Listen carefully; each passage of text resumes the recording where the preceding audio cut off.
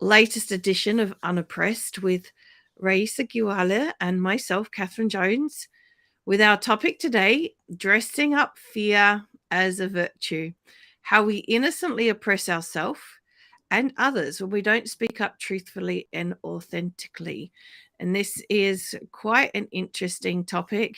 And as Rayesa was just saying, as we were debriefing before we came on, something that Shaitan can really play tricks with us on. And yeah, so let's start unpacking what we mean, because it does sound a little bit obscure, doesn't it, Rayesa?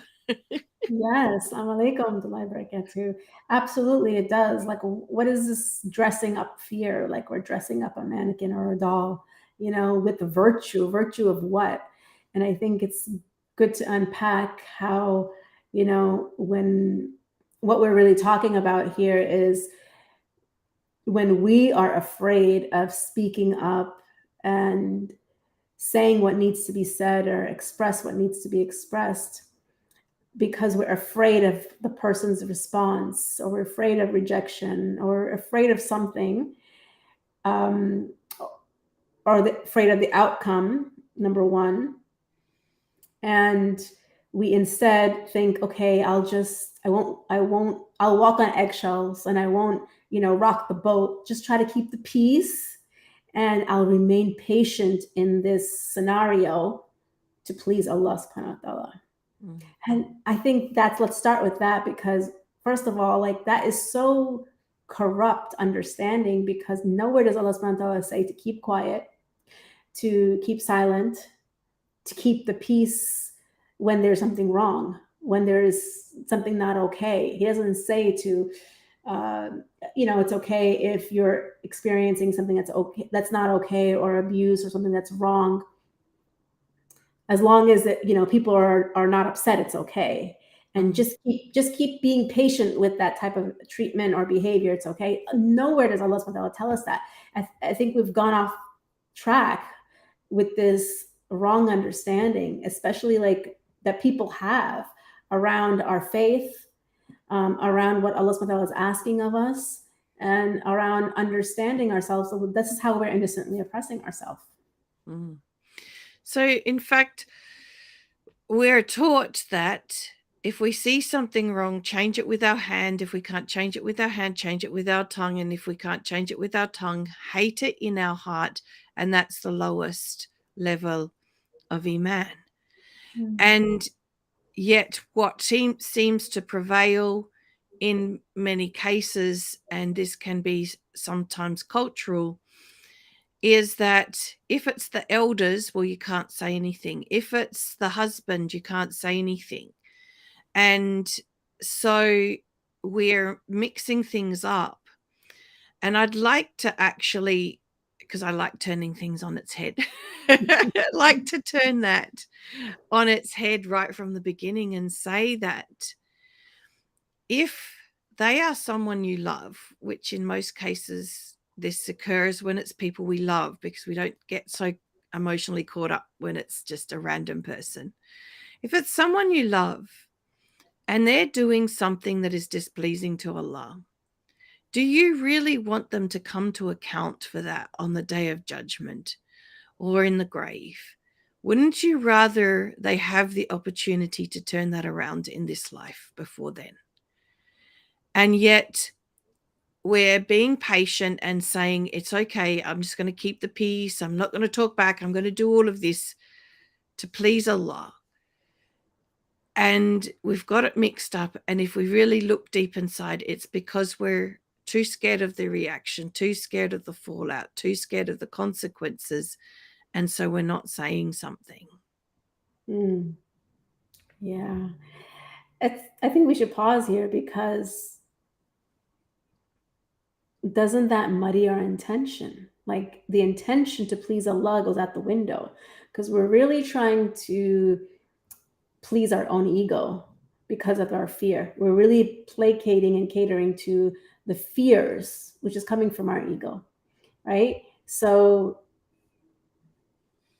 it's what did you call it? You call it, we're really tricking ourselves or fooling ourselves thinking this is for Allah when it's really not. And it's so subtle because it happens a lot in a lot of cultures and a lot of cases that I know you see it, I see it in the work that we do. People really just pause and like, well, I thought that I'm supposed to be doing this. I'm supposed to be patient. I'm supposed to, not ruffle feathers or not, be controversial and be nice, right? and that just means that what at what cost? Allowing people to walk all over you, allowing people to oppress you because you're oppressing yourself. And that is actually against, so first, like you said, we lose our intention to please Allah subhanahu wa ta'ala, because it's not about pleasing him at that point. Then we hurt ourselves, and then we hurt we hurt ourselves in this world. And then the other person continues going on perpetuating the wrong without even without having the opportunity to help themselves or correct themselves. And that's that's just tragedy, I think, because what's the point of being in relationships if you can't benefit each other, if you're not there to help each other? It's just like two egos clashing. Like, well, what is really the point of being in a relationship at that point? And where is Allah in the relationship? In fact, I was in a situation with someone once that I had written up a list of all the things that weren't right because the imam was trying to help resolve the situation. And I had a lot of fear around speaking up at that time. It was a long time ago, a long time before I'd done any of this work or had any of this understanding. And the imam's words really hit me. He actually said, you're doing the other person a favor by speaking up, because everything you've written for a start is just your rights anyway. And if they're not fulfilling your rights, then speaking up about it is giving them an opportunity to correct themselves. And that really changed my perspective a lot, because I was fearful to speak up about anything. Very fearful to say, stick up for myself. I actually was pretty fierce sticking up for other people, but when it came to sticking up for myself, it was, just too hard. Just allowed it. And I used to think I was being patient. I used to think that it was a good thing. But I had another teacher who one day did a class on good patience, bad patience, and that was a real eye-opener too, because we're not actually meant to be patient when someone is doing something that's displeasing to Allah. Yeah. Of course, joining the good and the forbidding evil comes in all forms of gray. It's not a black and white thing where you come in like a sledgehammer. We're not saying for a moment to throw your manners out the window and just say it as it is in a blunt way. Yeah. I think people get confused with that because, yes. a lot of times we hear, well, I tried to explain, I tried to communicate, I did speak up. But I think what we both come to find when we dig a little deeper is that you try to communicate what is wrong or what's not okay is not being received or heard, because when you're in the frustration, when you keep getting oppressed or you keep experiencing the same behavior that's not okay over and over again, you get frustrated, you get hurt, right? And if we are going to the person who's committing the wrong from that energy, they're going to receive an attack, they're going to receive blame, and they're going to feel attacked, and they're going to get defensive and they're going to attack back. So the message is not heard at all. And this is one of the things that we teach at Back to the Fitrah, is how to communicate by separating the person from the problem, right? And when we can do that, we can communicate compassionately to the human soul that's in front of us rather than the problem that's in front of us. So your delivery, your tone, your body language, your energy, your facial expression, all of that will be much more calm and neutral, and that makes it easier to receive what the issue is and perhaps get some resolution rather than you always do this or this is not right. And even if everything you're saying may be true, but if it's coming across as an attack, it will be received as that, and then you're in battle, and then of course nothing ever changes. It just gets into a vicious cycle. So I think that's important to point out and to understand that, like, well, it seems to be the pendulum goes from one extreme to the other. So the pendulum is on one side. I'm not saying anything to be patient. And then it swings right across to the other side of, now I'm completely frustrated because nothing is changing and I'm going to jump down your throat. And so in either case, we're doing it innocently, by the way. We just want to make sure everybody understands that the reason we have these conversations is so that we can all self-reflect, including ourselves, mm-hmm. to do better, to purify our heart and be able to show up for Allah in the best way with us in ihsan. But when the part of the pendulum, I guess, we're talking about today is when it's on the side of we just don't say anything. How is that oppressing ourselves and oppressing others? Because that's what we've said it's doing. It's oppressing ourselves because we're allowing ourselves to stay in a situation that isn't okay until we get to the point of getting frustrated, and then we become displeasing to Allah in our manner of handling it. So we're oppressing ourselves because we are convincing ourselves we're doing good when we're not. We're oppressing others because we're keeping them from the opportunity of changing and becoming better for the sake of Allah, or the opportunity to see, which is exactly what the Imam was saying to me, is that if I don't say anything, there's no opportunity for that person to change. And so that's the oppression, isn't it? Because what at the end of the day is truly oppression? It is us behaving towards ourselves or others in a way that is displeasing to Allah, in a manner that is not ihsan. Yeah. And on top of that, it's hurting us in this dunya and in our akhirah, because it hurts when we get treated unfairly, or we get attacked, and then if we don't know what to do with that hurt, we'll just throw it right back, and then we just end up hurting each other. And so Allah subhanahu wa ta'ala doesn't want that for us, and he asks us to interact with each other with ihsan and with ikhlas, right, with sincerity, and all of our interactions being about, really all of our interactions are about our relationship with Allah subhanahu wa ta'ala and our relationship with ourselves. So when you bring Allah back in the picture of your interactions, it becomes the looking at it from that lens makes it easier to, like, what's the right thing for me to do here? I don't think this is the right thing to do. And it feels so good when you finally stand up for yourself and you speak up for yourself, because that's part of what your soul wants to do anyways, and we're just squashing it. And I know I certainly didn't have I certainly was in the habit of keeping silent physically, but in my mind I was like this.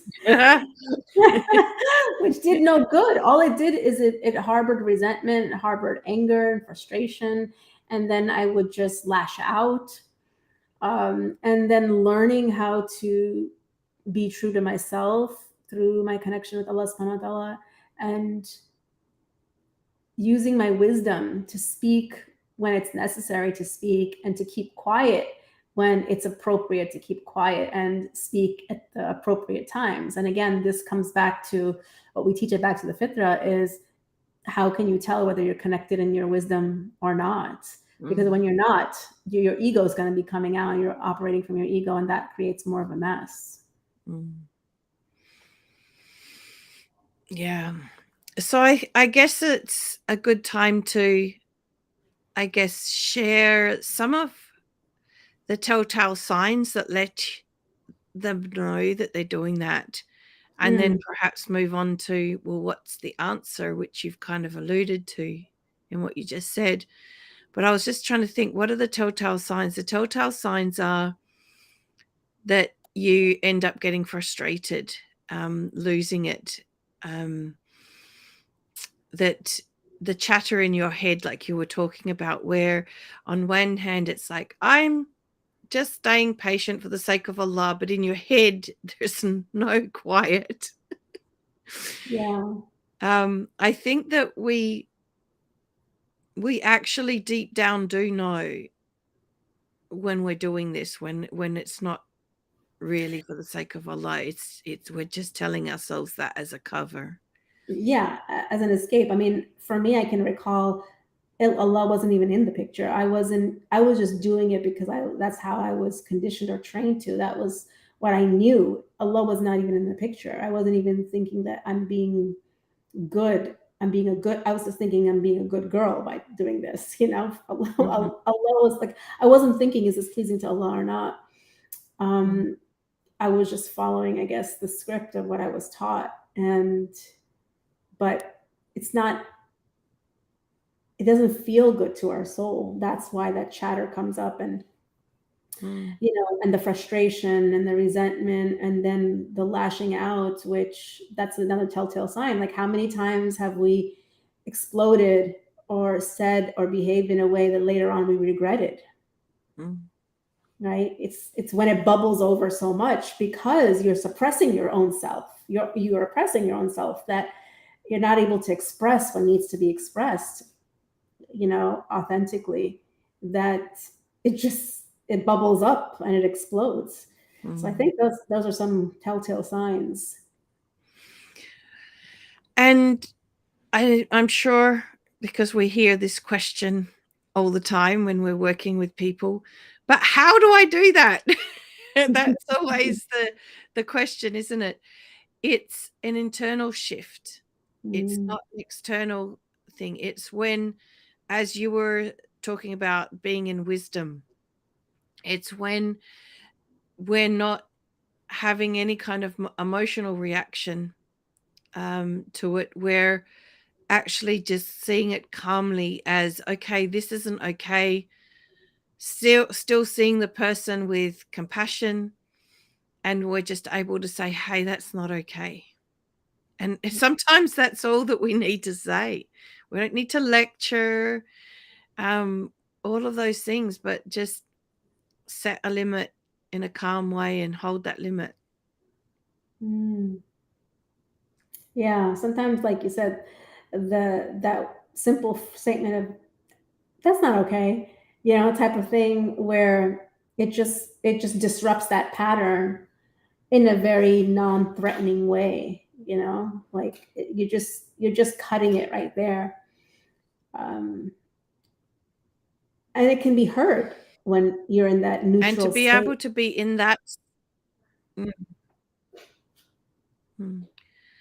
And to be able to be in that state, it is about understanding our own self, understanding how Allah created us emotionally, how those emotions aren't there forever, that not to react in that emotional state, but to pause and wait for it to settle and then say something.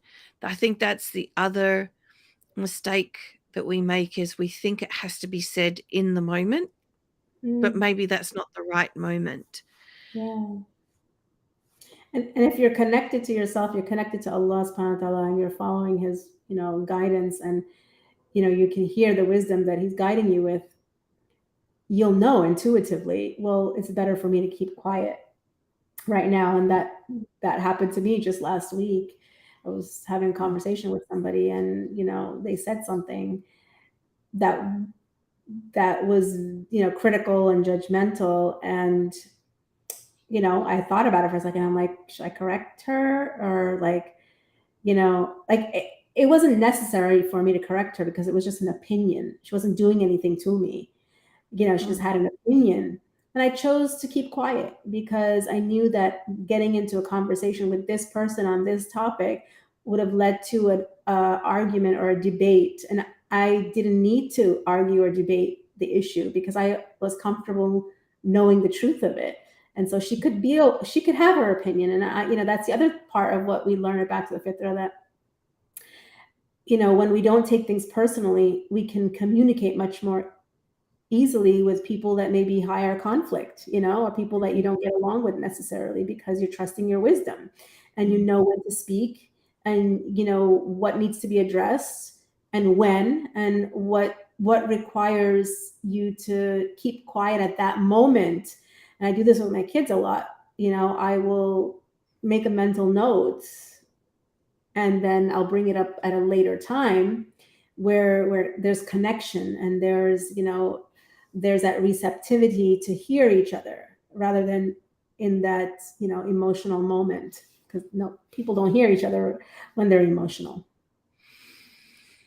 I've often found with the older kids that it's beautiful how when you do that, quite often they're the ones that will then actually bring up the topic, because inside of them is still that beautiful Fitrah that has led them to see something inner. And so they actually come curious with I got the feeling that wasn't the right thing, and have a conversation with them. So quite often I don't even have to raise it. They end up raising it themselves. And that's so beautiful, because what you said about, because they're still in their uncorrupted Fitrah, like you're giving them the space and the opportunity to come to those conclusions on their own through reflection and quiet, rather than being told or being blamed or being attacked on the topic, right? And adults can work that way too, if those opportunities are taken and utilized more often than not. Adults can very much reflect as well and come to these own conclusions on their own, especially when they're not being attacked or blamed, because that's I think is the way to, even if somebody knows they're doing something wrong, a lot of times the ego gets in the way and they don't want to correct it because they feel attacked. So I think that is the key difference in what we're sharing here. We're not talking about that silence, which is a space of reflection where we can see that there's opportunity for the person to figure it out for themselves. That comes from a feeling of knowing, of certainty that this is the right time to not say something. What we're talking about as being problematic is when something does need to be said, that we are meant to enjoin the good and forbid the evil, but we're dressing that up as being patient instead to keep the peace, because deep down inside we're fearful of what the outcome, the consequence of speaking up is going to be. And so we're fooling ourselves, we're oppressing ourselves, and we're oppressing the other person by taking away the opportunity for them to perhaps have the opportunity to correct themselves. SubhanAllah. It's deep if you really think about it, because at the surface level, you can't see all that in the hustle and bustle of the emotion and the rights and the wrongs, and the injustices.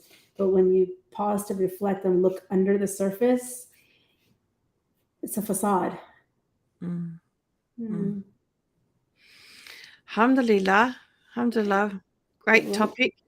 I was hoping that we might have some interaction from the audience, some questions or some takeaways, but I haven't seen anything pop up yet. So if you have typed something to us, it hasn't come through onto our system yet. So apologies for that. But if you are listening to the recording even, please do share what your takeaway from this is. We'll be very interested to see what people thought of what we said.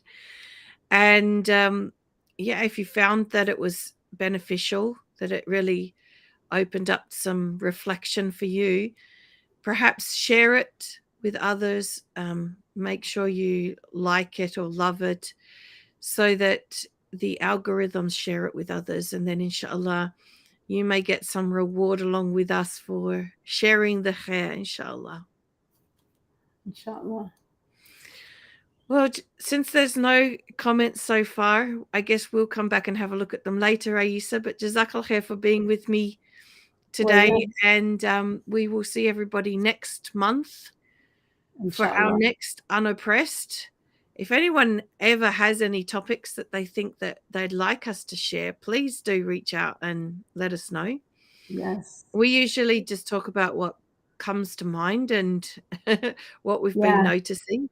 Alhamdulillah. Either what we've experienced or what, our clients have, shared with us.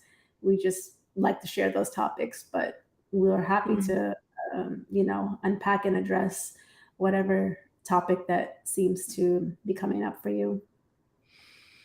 All right. Well, we'll see you all next month, inshallah. Assalamu alaikum. Wa alaikum salam wa rahmatullahi wa barakatuh.